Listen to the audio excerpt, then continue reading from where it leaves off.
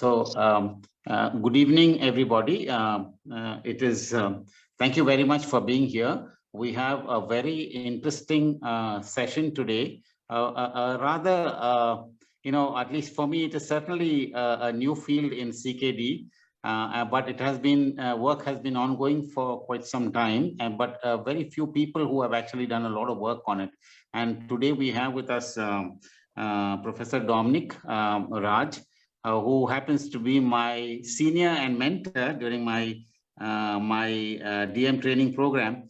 And so it is indeed a pleasure having Dr. Dominic here. So let me just brief. I don't think I have to go too much into detail because I don't think he really needs much of introduction in the domain actually. So Dr. Dominic Raj did his medicine at Chennai at Stanley Medical College, one of the lead colleges in South India, and then did his nephrology at the Christian Medical College, Vellore. After which he worked a little time in Bangalore at St. John's, which is my alma mater as well, and then moved into Toronto, where he did a fellowship in clinical nephrology, and then moved into the US to do clinical nephrology, and subsequently took on to nephrology there after residency, and then now is currently a tenured professor of medicine at the George Washington University School of Medicine, and is the chief of nephrology division of kidney disease and hypertension. Now, Dr. Dominic Raj is an accomplished researcher with more than 175 peer-reviewed publications, and has been invited across the globe to share his clinical and research expertise. Dr. Raj is involved with a lot of NIH trials, and he's on the NIH committee for a number of grants as well, and regular at the NIH. He's a translational researcher with a focus on genetic epidemiology, clinical trials, inflammation, cardiovascular diseases and CKD, non-coding RNAs and microbiome. His research has been supported by the NIH continuously since 2003.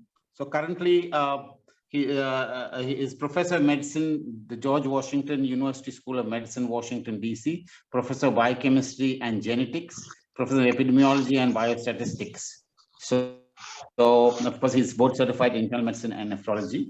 And so we have the pleasure of having Dr. Dominic here to talk to us. So over to you, Dominic. Thank you very much for making it out here. It's indeed a pleasure to have you here. Thank you very much. By the way, yes, I'm Dr. Dominic Raj at Washington, DC. It's indeed a pleasure and a privilege to be at the Fireside, chatting with my colleagues in Africa, although I wish very much to be enjoying the tranquility, nature, and warmth in person. I have to contend with being virtual for now, hopefully sometimes. I'm very grateful for the invitation to Dr. Vincent Lloyd and to the committee to address the illustrious congregation. I claim no accomplishments of Dr. Lloyd, like building a dialysis mission from scratch or establishing the Africa Healthcare Network. However, wherever I trained, people cannot wait for me to leave the institution. But my friend Vincent has been honored with a prestigious award like the Mark Goldstein's Clinician of the Year Award by the University of Toronto. And my only accomplishment I claim is knowing Vincent, who sees only the good in people. That includes me. And thank you once again. During this discourse, I will introduce the concept of holobiome. That is, how the microbiome and the human genome form a symbiotic relationship. Discuss the dynamic nature of the gut microbiome, examine the role of microbiome in CKD progression, and finally, explore microbiome as a therapeutic target. We are more bacteria than we are humans. Can you believe it? I know it is surprising, but here is the data. A healthy adult harbors about 100 trillion bacteria, trillion T. In the gut alone, this is 10 times the number of human cells we possess. The gut microbiome genome is about 150 times larger than that of the human genome. Humans encode 23,000 genes, and the microbiome contributes to over 3 million genes.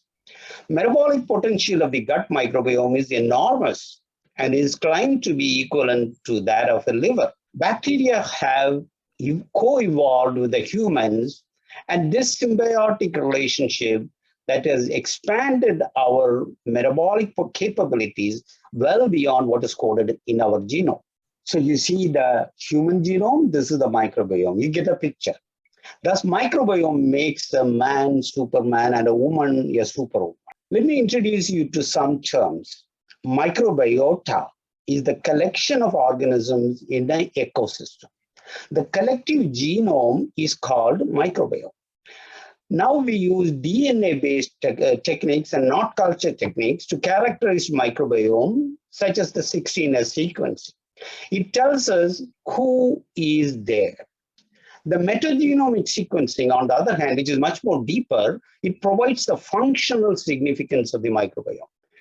Metatranscriptome, on the other hand, informs us which of the genes in the microbe that is active. And metabolome tells us what metabolites are produced by the microbiome. In 2007, NIH invested $170 million in the Human Microbiome Project. 242 healthy US volunteers were studied, sampling from 15 body sites in men and 18 body sites in women. They found that the humans have a core microbiome and a variable microbiome. The latter adaptively changes by interaction with the host and the environment. It appears that the human microbiome is diverse, but it is dominated by 4 large groups of bacteria: proteobacteria, firmicutes, bacteroidetes, and actinobacteria. No 2 individuals have the same microbiome profile. It's like a fingerprinting. Even though individual B and C appear to be equal, on further scrutiny by subphyla analysis and species analysis, they are distinctly different.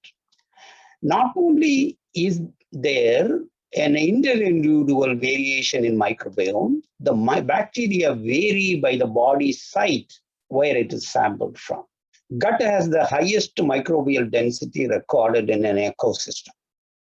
On the other hand, the microbial diversity, that is the type of bacteria that is present, is lowest in the gut.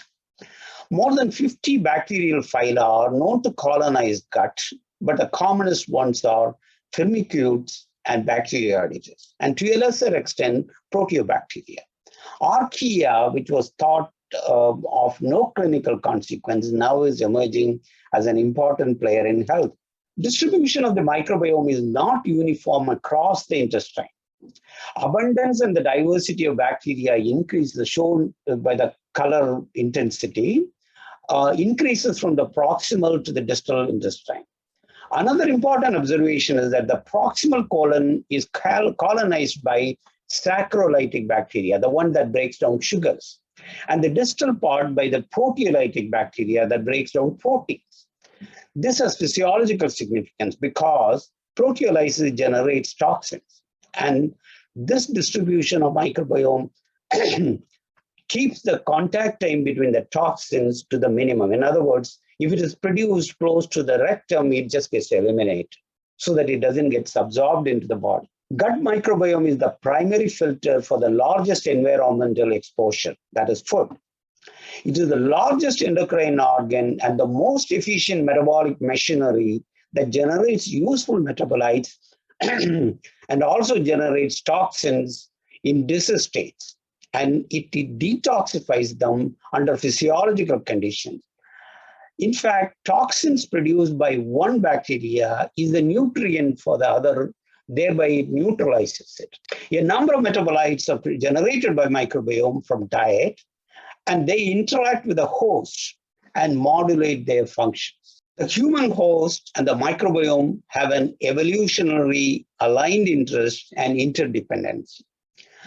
The microbiome provides digestive function and generates key metabolites such as short-chain fatty acids. We'll discuss about it later.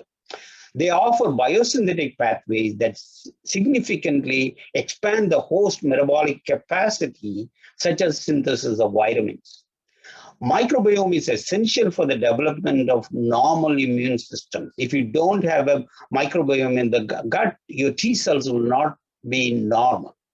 The symbionts are essential for preserving the mucosal integrity and prevent colonization by pathological bacteria. Emerging evidence indicates that they play an important role in drug metabolism as well. I left a lot of dots because several other important functions of microbiomes are involved. This is a very interesting study. In this study, the investigators examined how the microbiome adapts to extremes of diet. They sampled fecal DNA from 33 mammalian species and 18 humans who had kept detailed dietary record. As shown in the figure, there is a clear separation of microbiome diet. This is herbivores, this is carnivores, this is omnivores. Further functional analysis showed the difference in microbiome profile stems from differing metabolic functions required to utilize the diet. For instance, both ATP-dependent and ATP-independent pathways for glutamate biosynthesis in microbiome are significantly increased in herbivore, whereas the catabolic reactions to break down glutamate and glutamine are increased in carnivore. This is another very exciting study. In this study, the investigators showed that the intestinal microbiota exhibit diurnal oscillation. It is not the same all the time. They exhibit time-specific compositional changes over the course of the day that is influenced by feeding rhythmicity. The microbiome actually knows when you are going to eat, and its enzyme activity and their proliferation anticipate that and make dynamic changes. Metabolic sequencing of fecal samples showed that fecal microbial genes involved in energy metabolism and protein synthesis are abundant during the day. And genes related to detoxification are increased at night.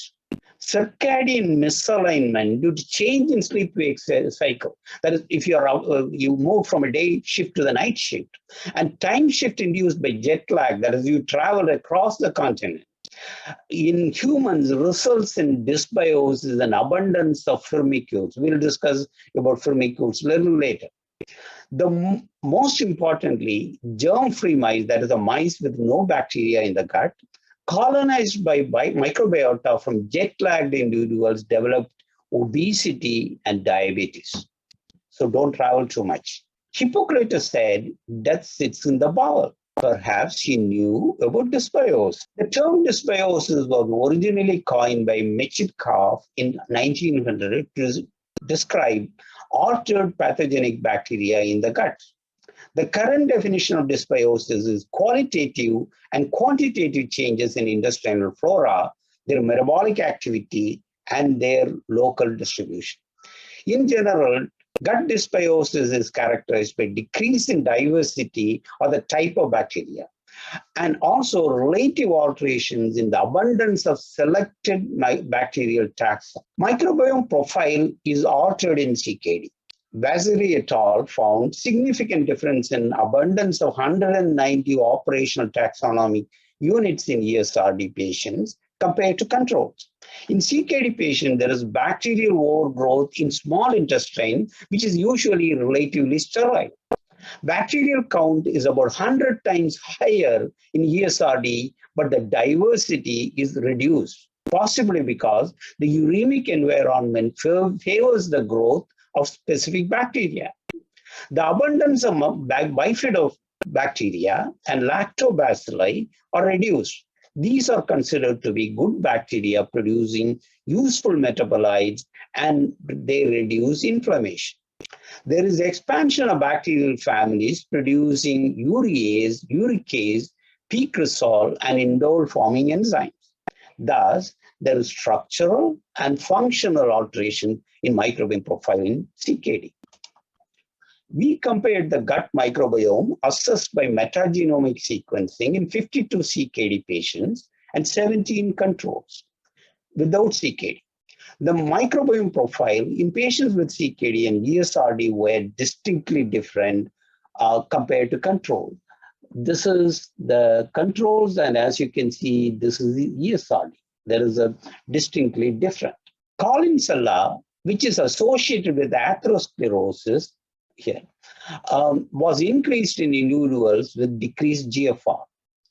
We also found a negative association between microbial genera linked to short-chain fatty acids and also bile acid deconjugation.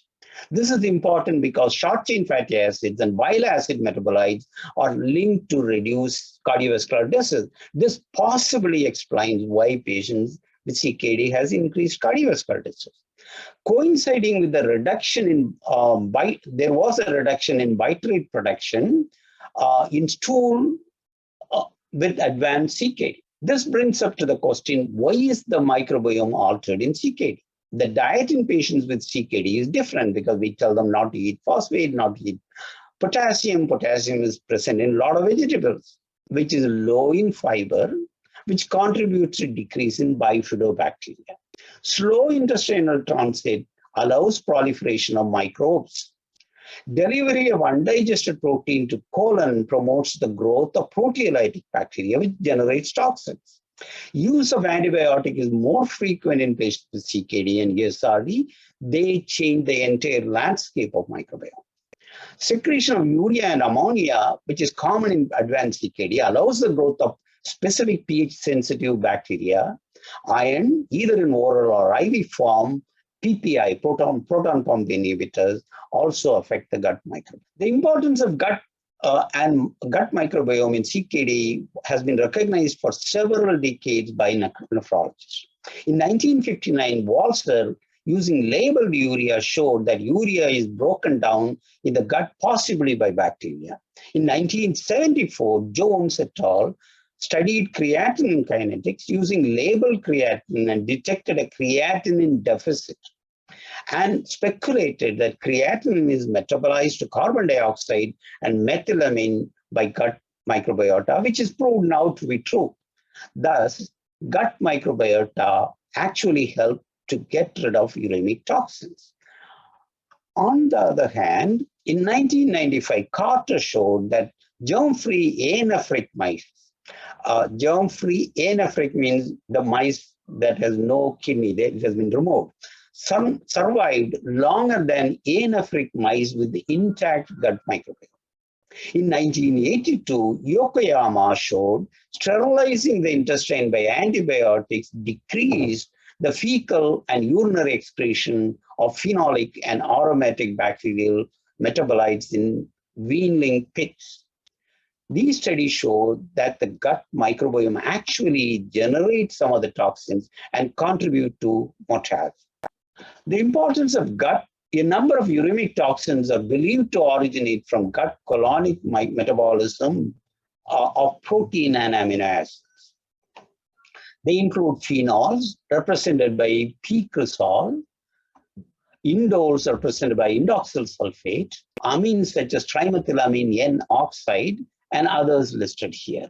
Impaired gut barrier function, which is common in CKD patients, permits the translocation of gut-derived uremic toxins into the circulation, thereby causing the systemic toxicity. As stated above, gut microbiota are involved in generation of uremic toxins. So what does it mean? This study compared the metabolomic profile of CKD mice and germ-free CKD mice, that is mice that have no gut bacteria, compared it to mice without CKD. 183 solutes were detected in controls.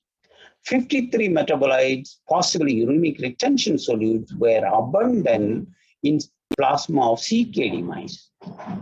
Only 11 solutes were detected in the germ-free CKD mice, and several gut uremic toxins shown in the box here were not detected in the CKD mice with no bacteria.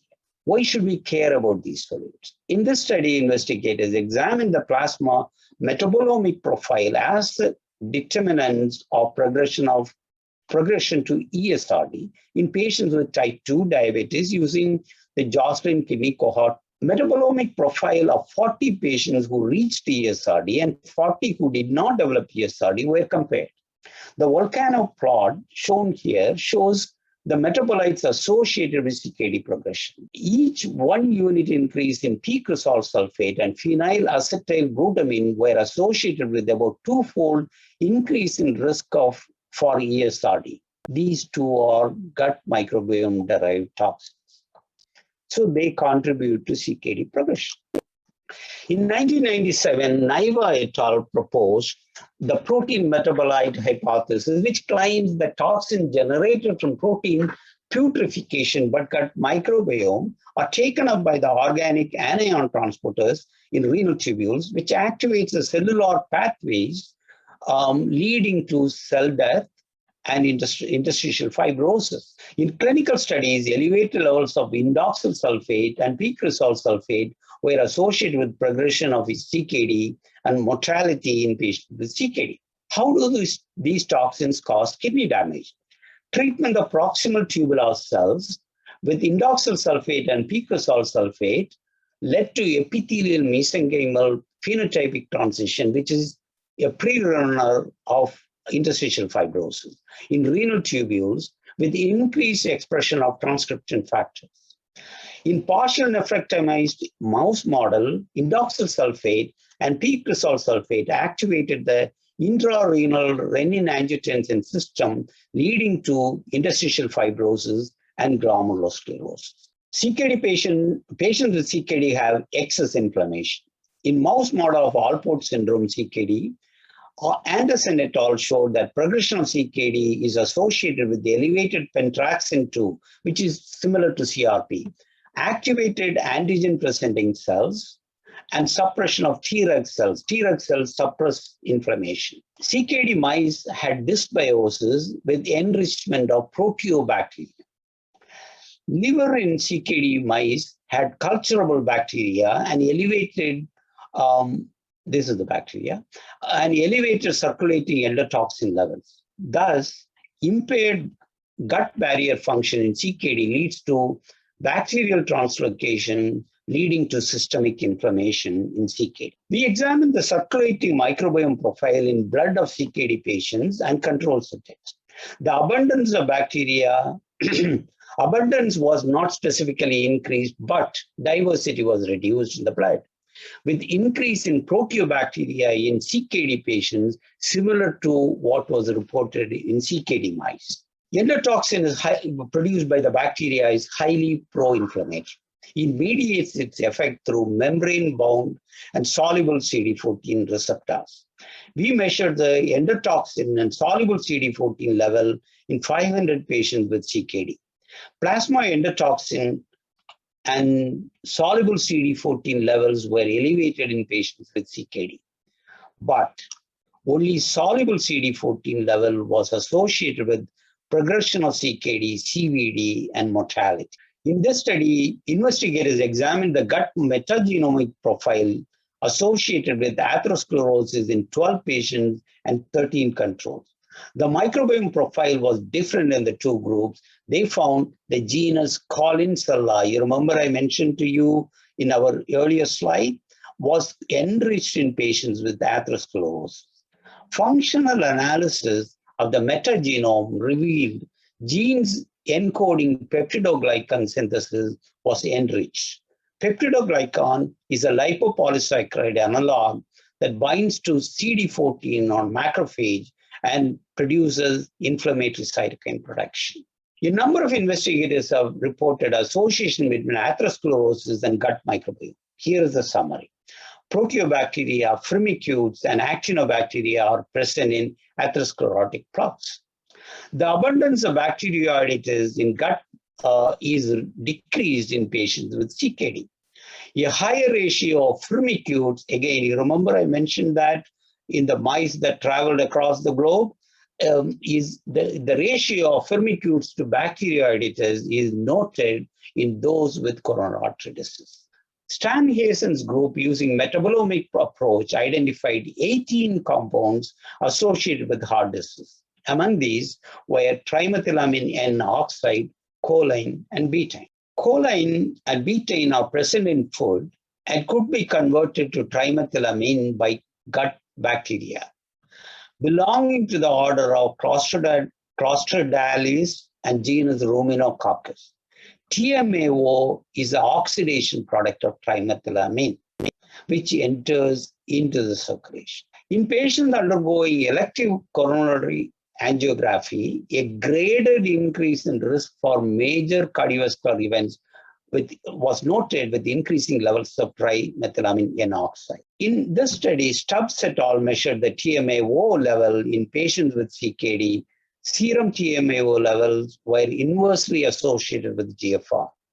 In about 200 patients, who underwent coronary angiography, they found TMAO to be a predictor of coronary atherosclerosis and mortality after adjusting for traditional cardiovascular risk factors in patients with CKD.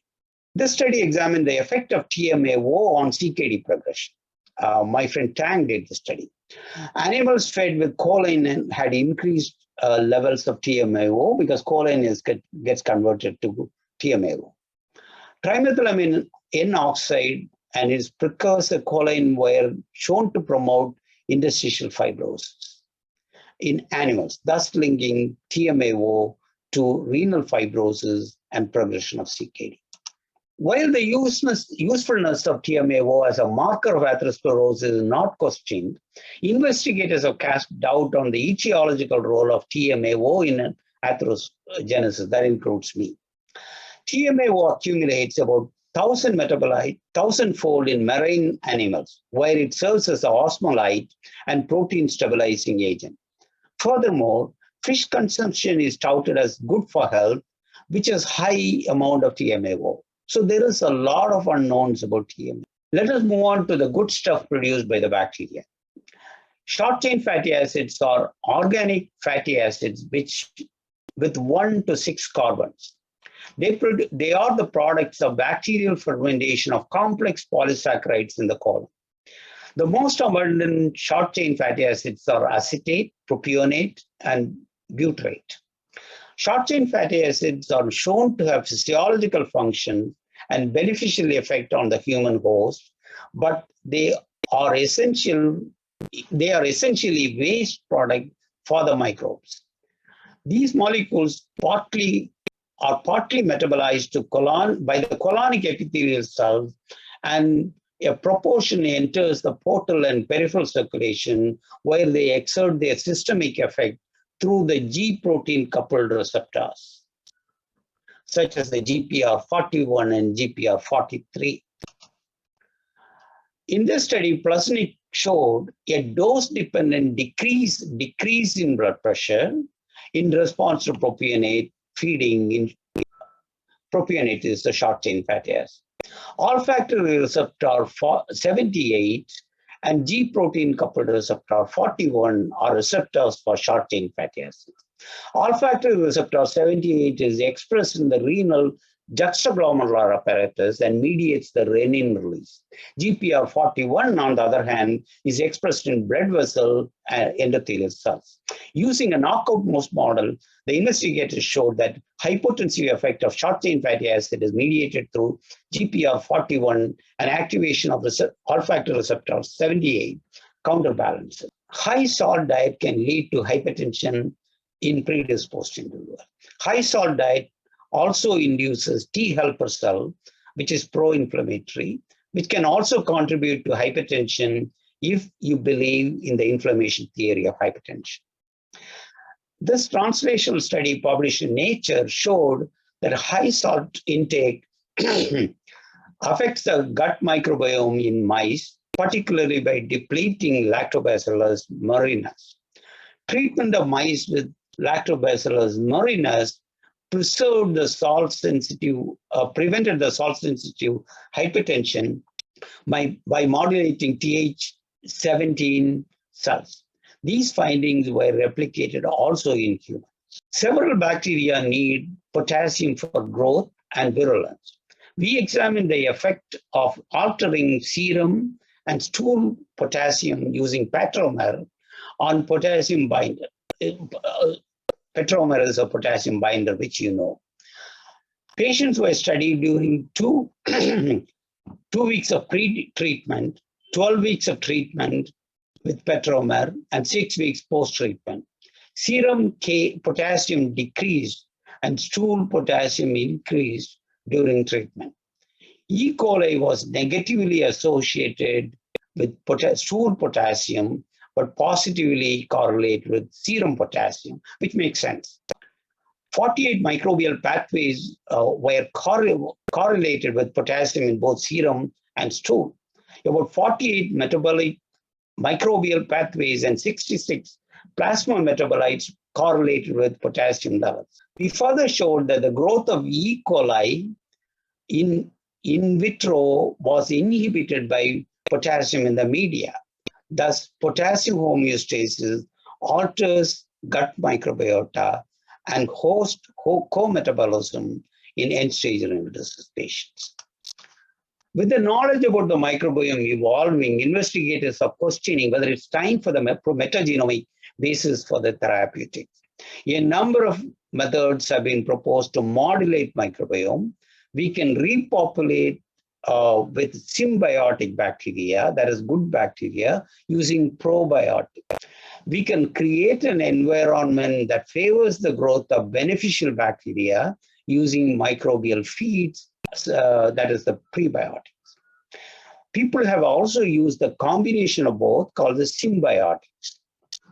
We can introduce genetically engineered bacteria to perform specific metabolic functions. This is being explored. We can remove the toxins by adsorption, which has been shown to be a failure. Probiotic is a word derived from Greek, means for life. The World Health Organization defined probiotics as live microorganisms that, when administered in adequate amounts, confer health benefits to the host. The designer mixture of microbiomes that can reprogram the intestinal microbial ecology within an individual can be designed. Common probiotics belong to the genera of Lactobacilli, Bifidobacterium, and Streptococcus, which I told these are depleted in patients with CKD. For a probiotic to have any therapeutic benefit, they must colonize, proliferate, and be metabolically active in that environment. It is a question whether it will be true in CKD. Disease states promote growth of specific bacteria and inhibit others. Thus, the probiotic might not be able to colonize in such a hostile condition. Microbes are interdependent for nutrients and signaling molecules, that is, they need their pals to grow.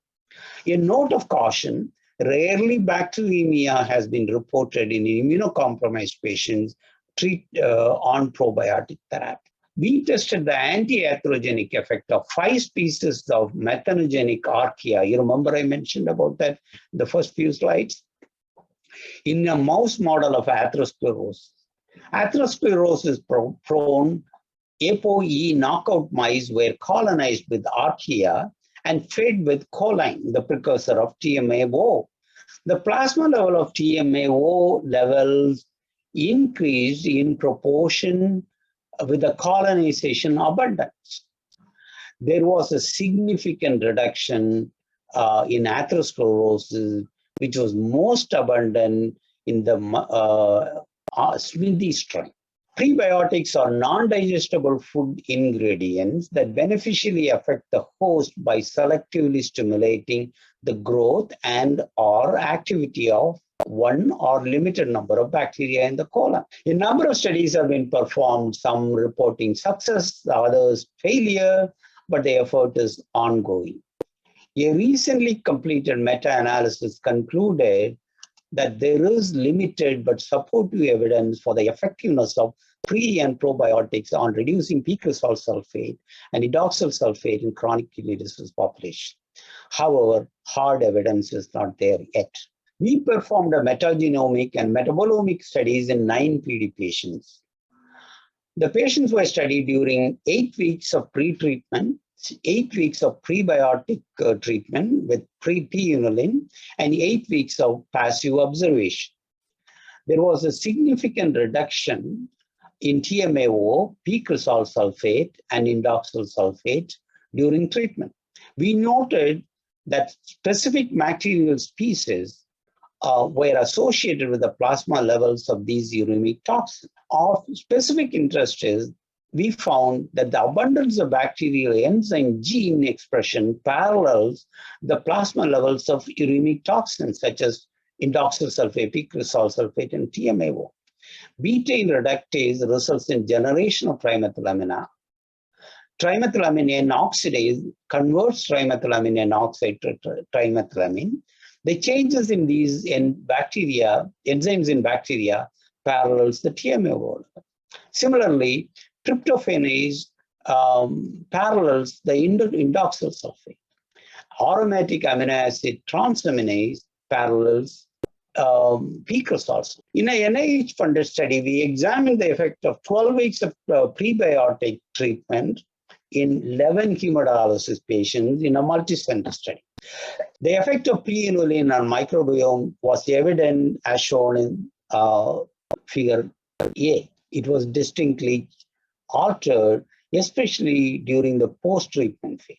Relative abundance of two genera were evident between pre-treatment and post-treatment phases, as ruminococcus was decreased and Clostridium was increased. In contrast, there was no statistically significant changes in stool or plasma metabolite. It might be because the study is underpowered or the treatment duration is inadequate to change the bacterial flora and the bacteria to produce or change the toxin level. Low protein diet has been proposed as a treatment for slowing progression of CKD.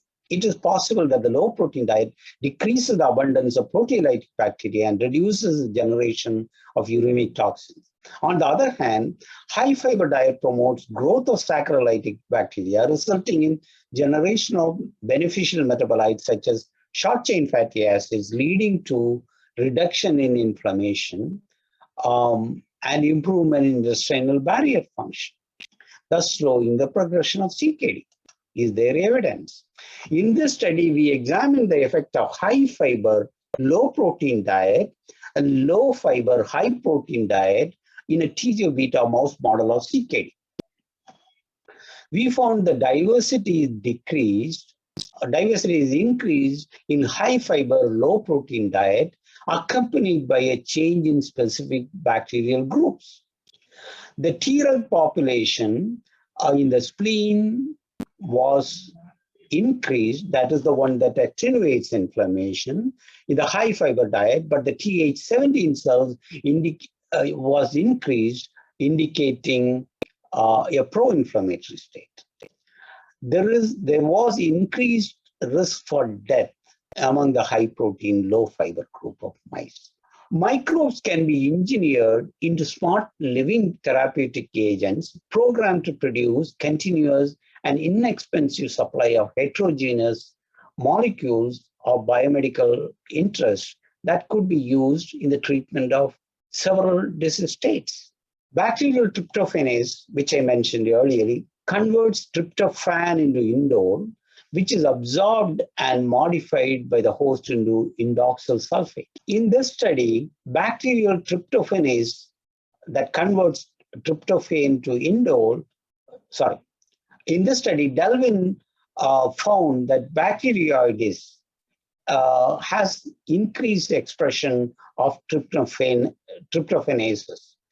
In this in vitro study, they showed deleting the gene eliminates the production of indole. In animal models, by deleting the gene expression of tryptophanase or reducing the abundance of Bacteroides, they were able to reduce the generation of indoxyl sulfate. This is the wild type, this is the altered mice, which have no indole in the blood. Another important area that gains traction is the gut pharmacomicrobiomics. Microbes could be used to produce drug. It could be used to modulate drug effect or toxicity. It could be used to deliver drug as well. To summarize, The human host and the microbiome have an evolutionary aligned interest and interdependency. Dysbiosis in CKD contributes to progression of CKD, inflammation, and cardiovascular disease. Excess proteolytic bacteria in CKD generates many uremic toxins. Ideal probiotic and prebiotic combination for CKD remains to be defined. Utility of genetically engineered bacteria for treatment of CKD are being explored. Many thanks in many languages. Thank you. If you have any questions, I'll be happy to answer. Thank you very much, Dominic, for this excellent presentation. It is really out of the world. Honestly, there is so much that is going on there, and it is really complex. And I think you've gone through all of it, showing us how much work is going on and how complex this work is. And I'm sure a lot of work will still need to be done, but I think it's glad that things are happening this way. Just that, like in the common nephrologist, arena, probiotics now, what would you recommend use of probiotics? I mean, with the use of probiotics in CKD? Now, there's a lot of companies that, give probiotics out. It's pretty expensive. Now, we have so many other drugs now, that we are supposed to give. So what would you suggest? So there is hardly any solid data. That is what I mentioned. Yes. It is almost a $40 billion industry now, the probiotic market. There was a study actually that was conducted in, I wish I had shown that. It was conducted in India by US investigators, where this will give you a glimpse of what is the future direction should be. So neonatal sepsis is very common in India, and they were looking at what is the cost. And one of the things what they found was there was a specific bacteria belonging to the species of Lactobacilli was depleted in those infants who developed neonatal sepsis. So they actually went and studied the infants, and they looked at those who developed sepsis and those who did not develop sepsis. There was a significant difference in the species of Lactobacilli. Then they came here to the US and they grew these strain in the lab, and they made a custom probiotic. Then they tested which prebiotic or which fiber permits the proliferation of this specific probiotic. They made this combination, went back to India, and gave to all the newborn. They were able to reduce the neonatal sepsis by almost 47%. Oh. So what we need to do, that is the what I actually submitted a grant to NIH, and as you pointed out, a lot of people don't understand the complexity of this science. I probably have to resubmit the grant, in which I proposed the same method. I was telling them, this is a $46 billion industry where patients are taking indiscriminately probiotic. We have to identify which is the probiotic which need to be given. It was a translational proposal, which I said we'll test in animal models and then we'll go and test it in humans. So that is the direction we should take. But I can give you one safety, the two bacteria, Lactobacilli and Bifidobacteria are in general claimed to be safer. If that is a bacteria that is there, you give it. And we do not even now know what is the total bacterial colony count that is needed to be fed for them to colonize the gut.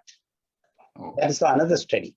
And furthermore, the one safe thing which I will recommend to CKD patient is high fiber diet. High fiber diet is actually a prebiotic. That is safe. But about the bacteria, if you have species that need to be given, there is not inadequate data. I think there's Any some other question. question? Yes. Yeah, here, Dr. Narendra from Rwanda. Yes, sir. Yes. Yes, sir. Now this has been. I think I have learned a lot from this presentation. I would like to thank Dr. Raj for this excellent presentation. I have actually gained more knowledge, but it has raised more questions. Thank you. We know very well, CKD sets in. If the GFR comes to if it is still above 60, you can intervene and reverse the problem if you remove the cause. And it is knowledge that even when you remove, when the GFR drops now to below 60, now we're talking about going to stage 3, stage 4.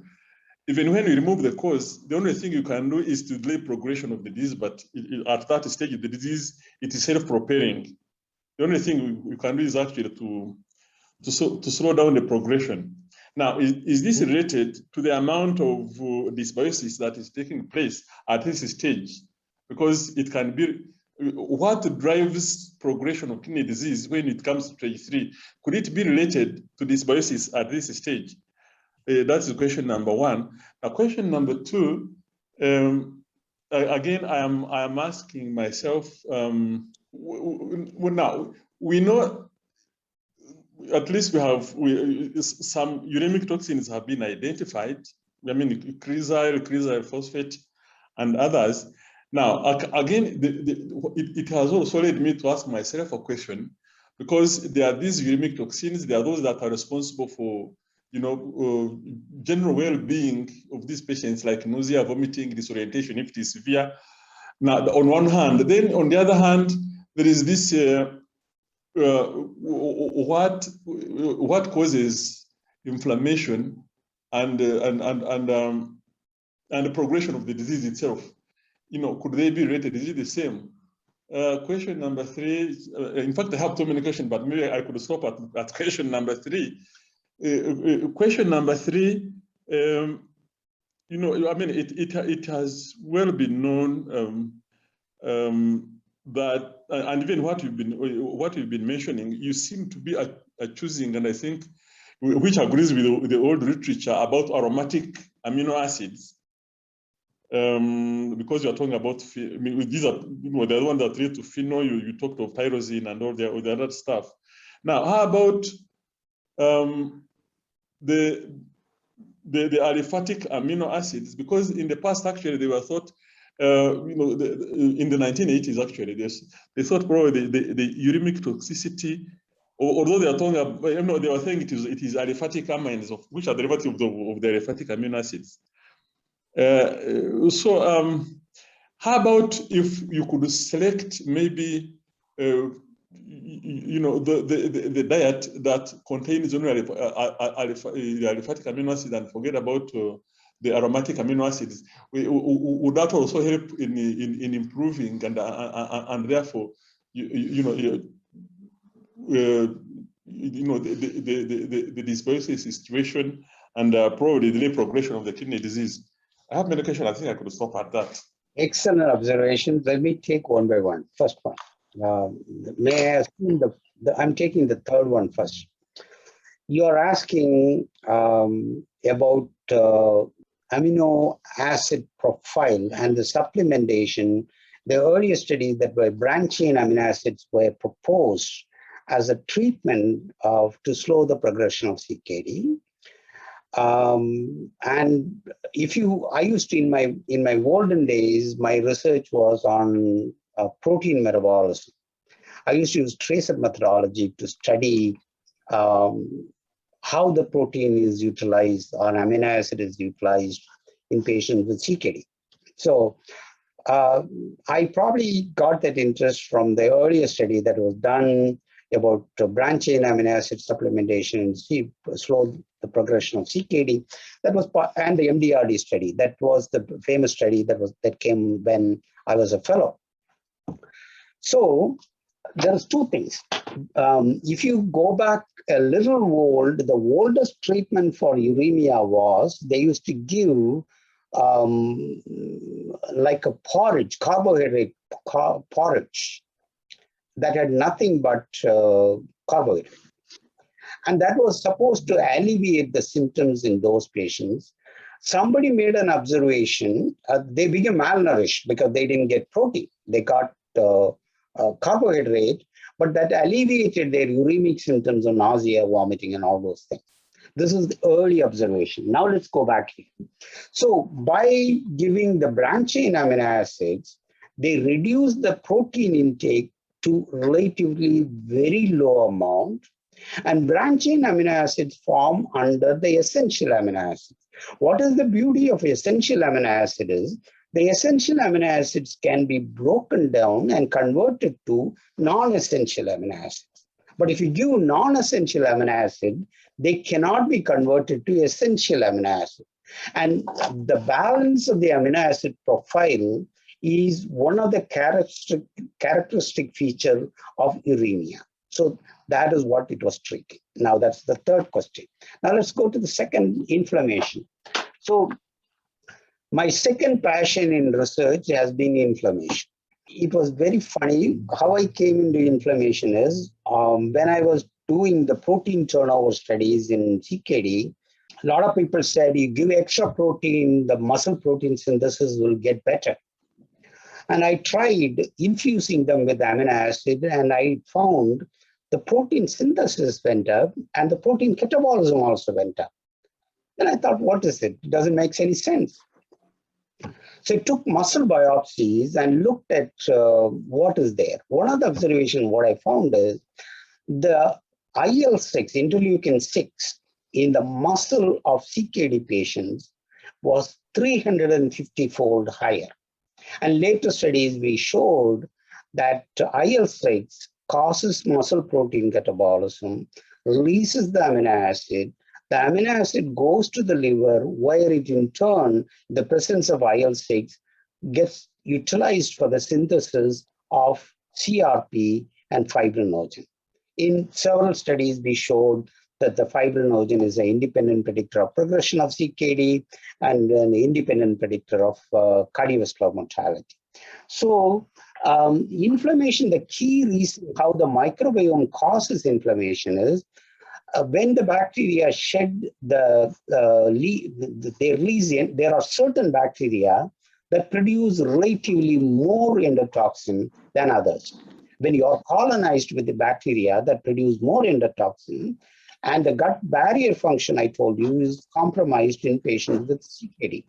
And the endotoxin translocates into the systemic circulation, where it binds to the CD14 receptor, which transcribes the cytokines. That mediates the inflammation. I showed you evidence from animal models supporting that. The first question I kind of didn't understand very well. Vincent, can you repeat that question, please, for me? Dr. Narendra, can you just repeat that question? Yes, I was saying, what is the role of dysbiosis in autonomous progression of kidney disease in patients whose GFR has dropped below 60? Okay, very good question. So you are linking everything. I'm glad I started from the other end. So I showed you that when you have a dysbiosis, that produces more endotoxin, that causes inflammation. Inflammation is an independent predictor of progression of CKD. There's several data for that. And the second one is the metabolites.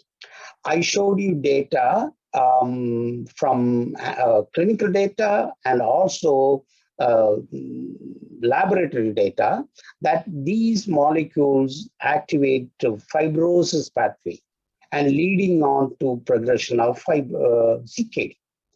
So there is strong circumstantial evidence and direct evidence in laboratory proving that they are integral part of CKD and its complication. The only one thing that we still need to define is that by changing this bacterial profile, we will be able to reverse it.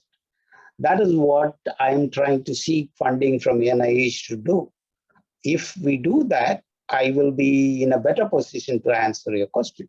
And thank you for the one. Yeah, because I think if this problem is solved and we have this detail about dysbiosis, I think it is one way that we help along with, if in use or among other measures, maybe to introduce or to modify dysbiosis to reduce progression of kidney disease. Mm-hmm. Now, but yeah, you didn't tell us. There is, on one hand, does dysbiosis also produce the uremic toxins that we know about, that cause confusion, because we actually there are a number of them, candidates that we know.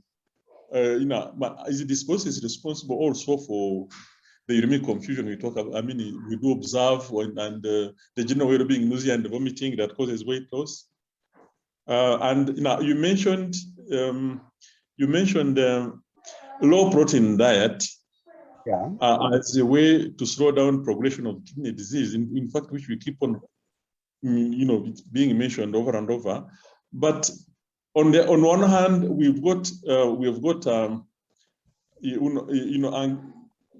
are apprehensive as to whether low protein diet can actually cause malnutrition in these patients.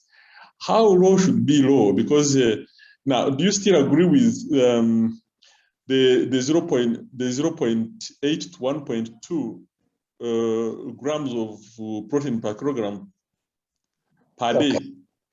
Very, very excellent question. Actually, there was a study that was done. I forgot his name now. I used to be steeped in protein metabolism in the past. There was a study in which what they did is they actually took patients with CKD and fed them with low protein diet and high protein diet. And they followed them.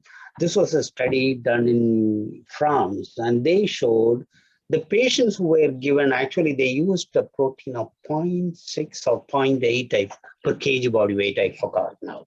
It's either 0.6 or 0.8. At the end of it, they found the lean body mass was preserved, and serum albumin was not different from the people who got high protein diet.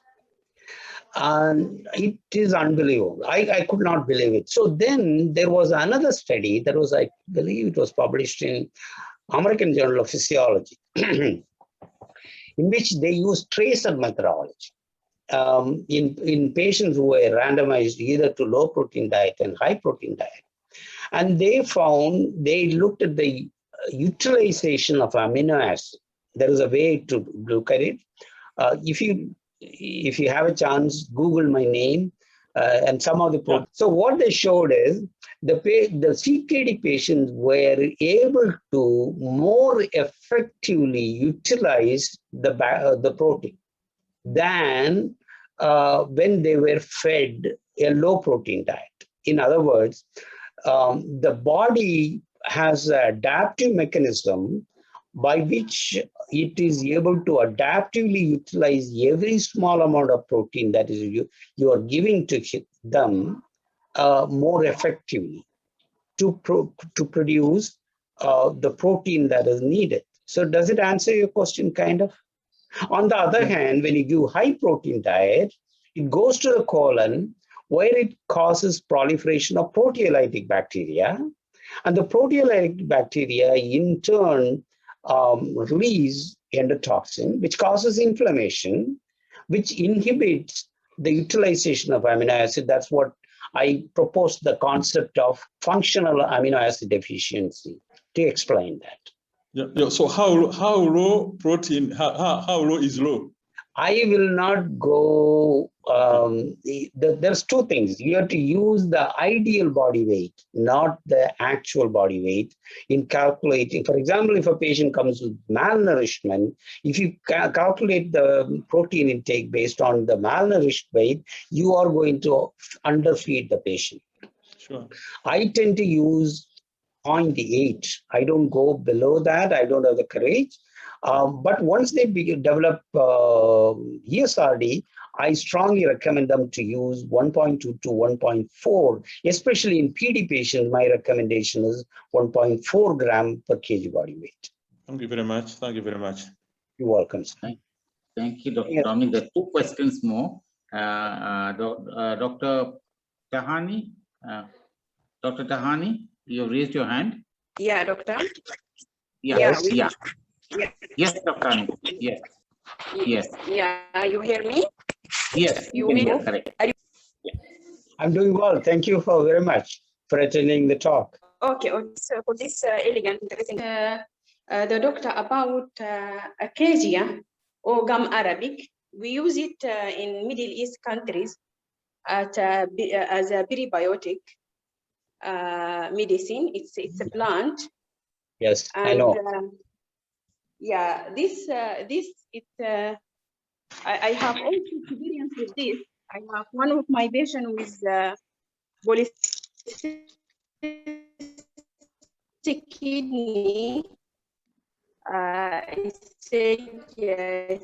She's stage 3 CKD, and this acacia, it improves her urea, it improves her creatinine.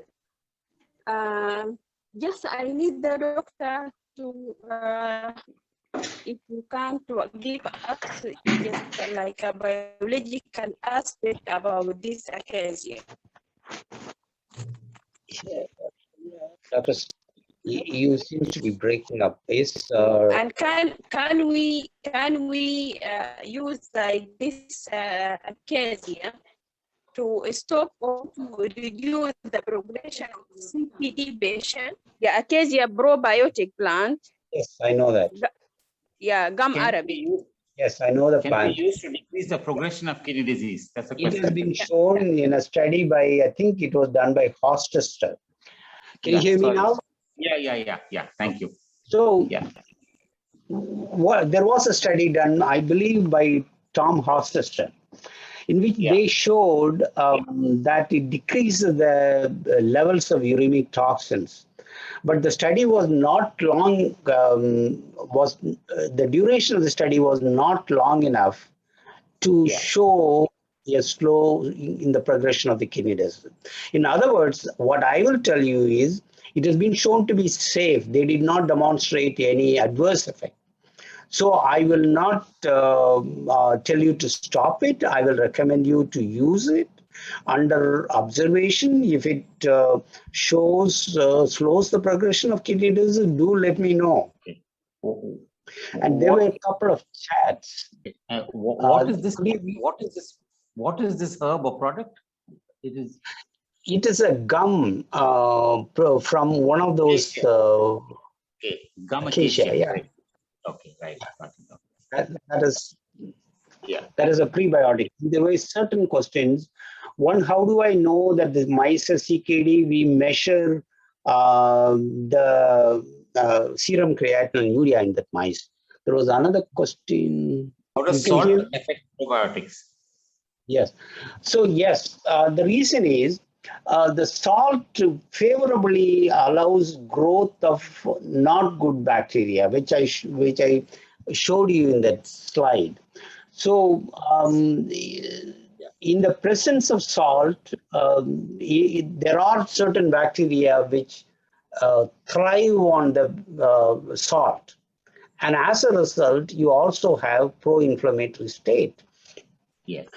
I'm not a great believer in the cardiology literature, which says you have to take 1.5 gram of salt per day. That is like a death sentence.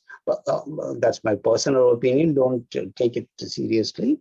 But if you look at, there is data, which basically there's a meta-analysis of data from 1 million patient population. They showed when your salt intake is less than 2.5 gram, actually you can take it as 2 gram, there is an increased risk of death.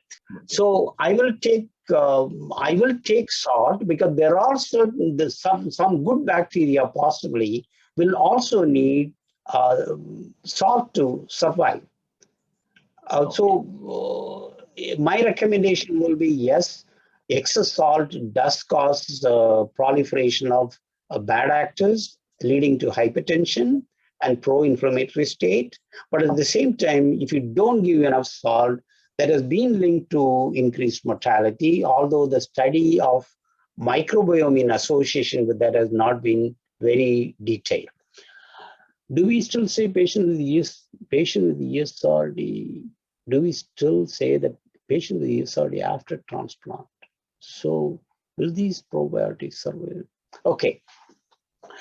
So the single most important determinant of microbe in the gut is the diet. In ESRD patient, their diet is different, their microbiome is different. In the post-transplant status, their diet is different, and several of these immunosuppressants possibly also affect microbiome. I'll give you one example. That's checkpoint inhibitors. It's not a nephrology medication. Checkpoint inhibitors are used in the treatment of resistant cancers. So what they found is the effect of checkpoint inhibitor was mediated by a specific bacteria. If you don't have that bacteria, the checkpoint inhibitor doesn't work. And same thing has been shown about, there's an episode of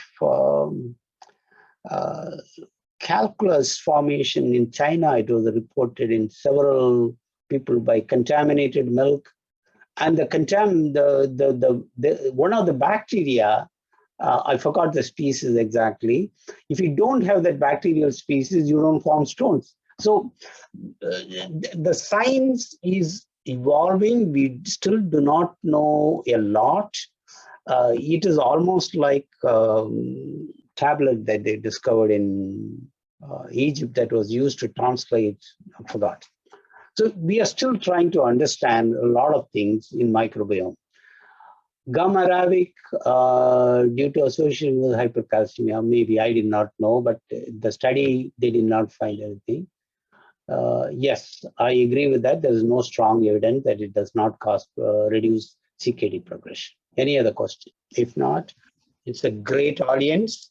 I really enjoyed talking to you. I am sorry my throat was acting up. I hope it was clear enough still. Yeah. Wonderful. Thank you so much, Dominic. It is a wonderful session. And you're a master in the field. And of course, you lead some of those world famous research, research studies in the domain. Congratulations, and really proud to be associated with Dominic.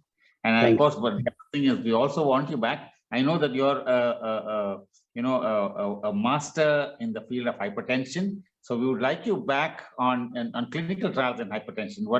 Which impacts daily life. That's something we would like sometime later when you have the time. I will not email. Master, but what little I know, I'm very happy to share.